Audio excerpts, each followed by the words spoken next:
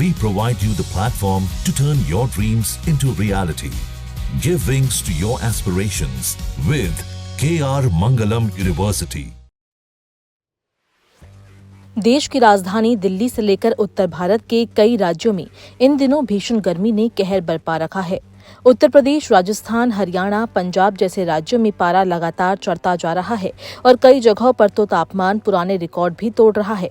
लोगों का घरों से बाहर निकलना मुश्किल हो गया है और ऐसे में भारतीय मौसम विज्ञान विभाग ने हीट वेव यानी लू को लेकर गंभीर चेतावनी जारी की है।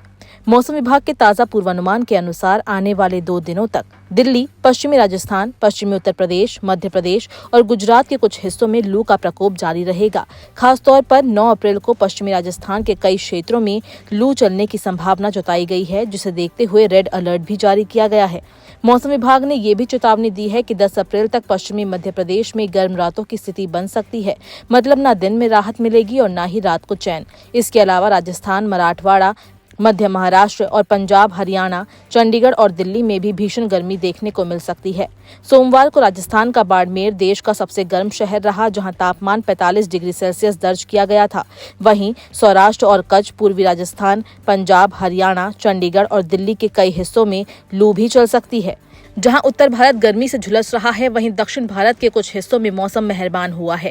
मौसम विभाग के मुताबिक 9 अप्रैल को तमिलनाडु, पुडुचेरी, कराईकल, तटीय आंध्र प्रदेश, यनम, केरल, माहे, तेलंगाना और कर्नाटक के कुछ हिस्सों में बिजली, तेज हवाओं और बारिश की संभावना है।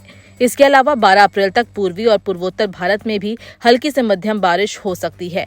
9 अप्रैल को बिहार के कुछ इलाकों में ओलावृष्टि होने की संभावना है, जबकि असम और मेघालय में 10 अप्रैल तक कुछ जगहों पर भारी बारिश हो सकती है।